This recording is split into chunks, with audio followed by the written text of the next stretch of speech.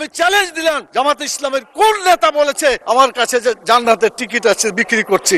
এতগুলা সরকার এসেছে, জাতীয় সংসদে কোরআনের একটি আইনও চালু করে নাই। সবচাইতে লজ্জা, সবচাইতে দুঃখজনক কথা হলো এটা। 90% জন মানুষ যারা কোরআনে বিশ্বাস করে, এই কোরআনে যে বিধানগুলো আছে 6666টি আয়াতের মধ্যে not less than 1000 ayat belong to the positive order and not less than 1000 ayat belong to the negative order। 1000 আয়াত আছে যেগুলো হাবোধক আইন, 1000 আয়াত আছে যেগুলো নাবোধক নিষেধ। কোরআনের এই 1000 পজিটিভ এবং 1000 নেগেটিভ আয়াতগুলা বাংলাদেশে কায়েম করতে হবে, এটা আমাদের দাবি। মাননীয় স্পিকার, আওয়ামী লীগ এসেছে 6 বার, বিএনপি 5 বার, জাতীয় পার্টি 2 বার। এতগুলা সরকার এসেছে, জাতীয় সংসদে কোরআনের একটি আইনও চালু করে নাই। মাননীয় স্পিকার, সবচাইতে লজ্জা, সবচাইতে দুঃখজনক কথা হলো এটা। লেস অয়েল অ্যাবজর্ব করে আপনার পরিবারকে রাখে হেলদি। ফুড গ্রেড ম্যাটেরিয়ালে তৈরি যমুনা কুকওয়্যার। আমরা চাই আমরা এই দেশে কোরআনের আইন চালু করে মানুষকে মুক্তি দেব।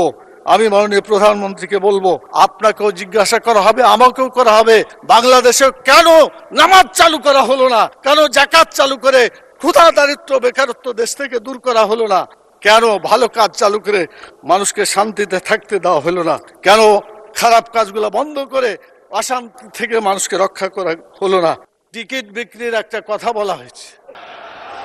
মাননীয় স্পিকার, একটু প্লিজ, কোরআন মাজিদে একটি আয়াতকে কেন্দ্র করে এটা ভুল বুঝাবুঝি হচ্ছে।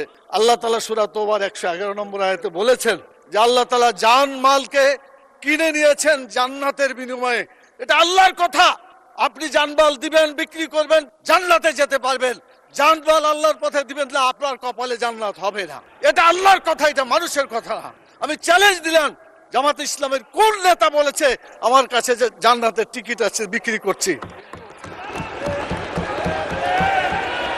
মাননীয় প্রধানমন্ত্রীকে জবাব দিতে হবে কেন তিনি এটা বলছেন। ফখরুল ইসলাম সাহেব বলেছিলেন আমরা শরীয়তের আইন বিশ্বাস করি না, পরে অবশ্য আত্মসমর্পণ করে নির্বাচনের আগে বলেছেন শরীয়তের বিরুদ্ধে আমরা কোনো আইন আমরা পাশ করব না। তো ধন্যবাদ ওনাকে, অন্তত তওবা করে ফিরে এসেছেন।